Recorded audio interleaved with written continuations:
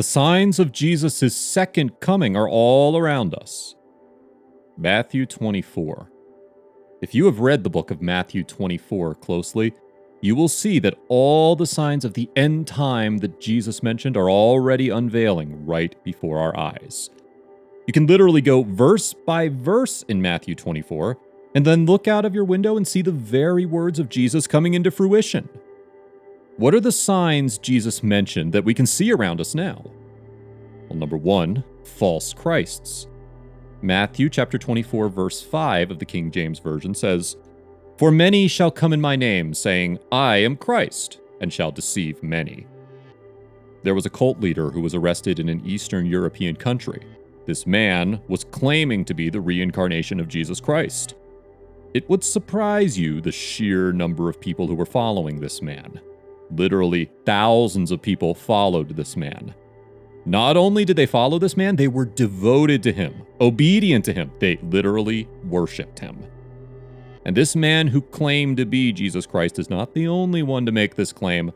Throughout human history, we see time and time again people claiming to be Christ.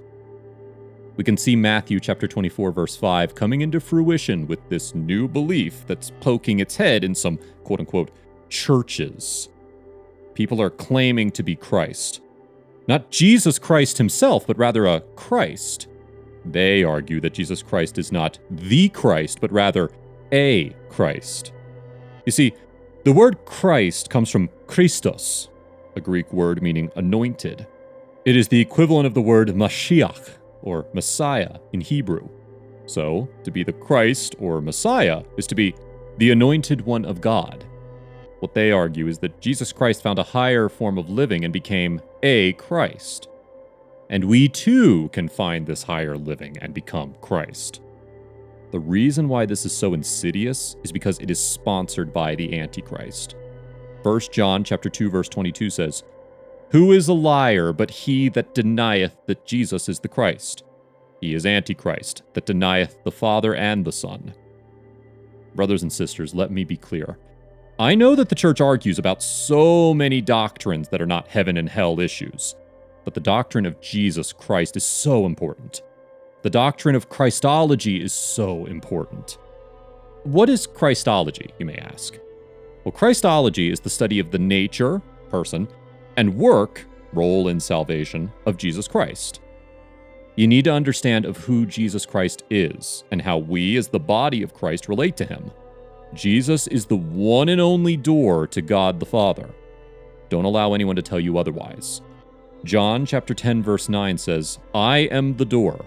If anyone enters by me, he will be saved and will go in and out and find pasture." These things are happening around us, and Jesus has told us about them. Seeing all these things happen should not bring fear to us, but prepare us and make us know for sure that Christ is coming soon. Number 2, there will be wars and rumors of wars. Matthew chapter 24, verse 6 says, "And ye shall hear of wars and rumors of wars. See that ye be not troubled, for all these things must come to pass, but the end is not yet." One of the things that Jesus said will happen, and is happening in the world now, is war, and especially the rumors of war. There are rumors of war everywhere, and we wake up to hear about some countries planning attacks on another country. These rumors have always been here, and it has not stopped. Number 3, there will be an increase in sorrow.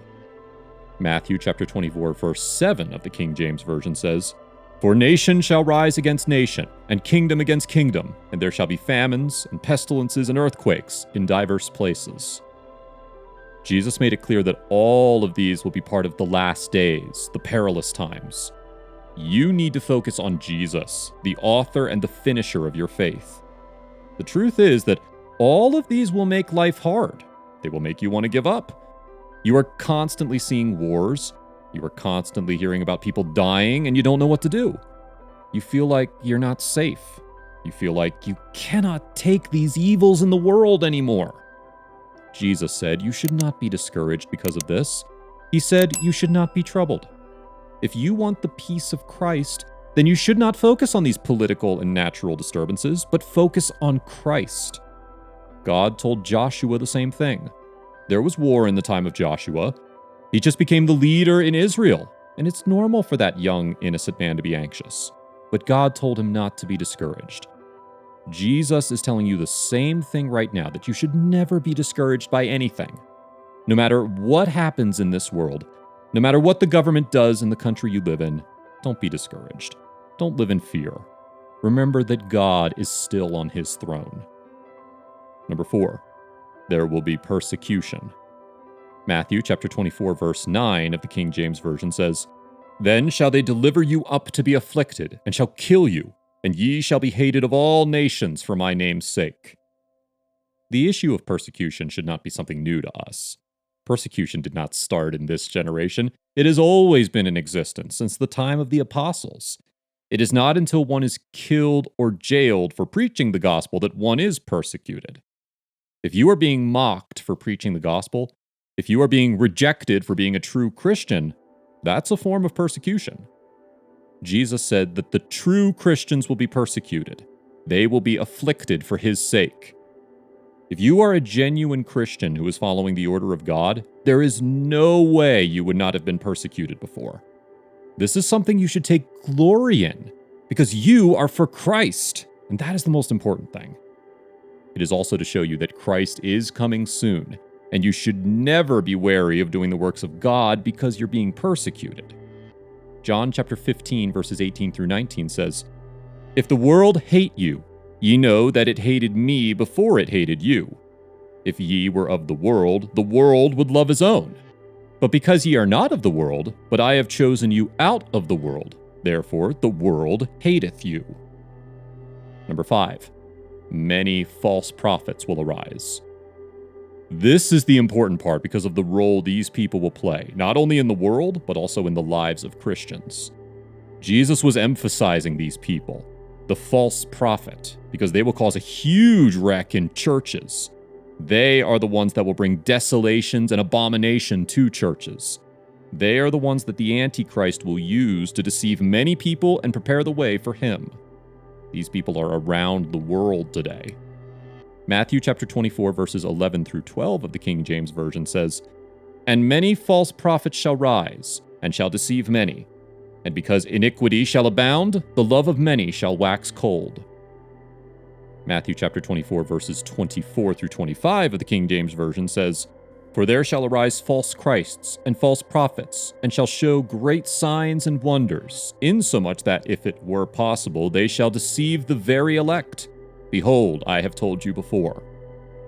These false pastors and prophets use false spiritual signs and wonders to lure people to the wrong path. The opposite of truth is false, a lie, or deceit. We should remember what the Bible says about how we must worship God.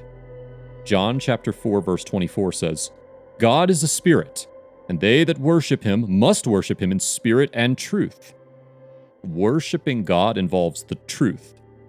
The reason why we must worship God in truth is that there is nothing false about God. He is the God of truth. Isaiah chapter 65, verse 16 says, "That he who blesseth himself in the earth shall bless himself in the God of truth. And he that sweareth in the earth shall swear by the God of truth, because the former troubles are forgotten, and because they are hidden from mine eyes." Because God is the God of truth, everything he does is always in truth. In whatever way God manifests, it must be in truth. How do we know the true way God manifests? We have seen in the Bible different ways that God or the Spirit of God have manifested. If the kind of manifestations we see today are not the kind that the Bible showed us, or if it contradicts the Word of God, then what we are seeing are false signs and wonders. This simply means that these signs and wonders are not from God. Just because you see a miracle does not mean God is behind it. We need to be careful and not just follow signs and wonders. Allowing these false signs and wonders in our midst as a church will pose a danger to the real and doctrine of truth. By this I mean anyone could enter into a church and use false signs and wonders to slot a false doctrine into the true doctrine.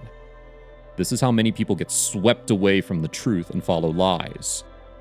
There are several verses of the Bible where false signs and wonders are being taught. It might not have been mentioned directly, but the teachings are all about false signs and wonders. An example is Mark chapter 13, verse 22.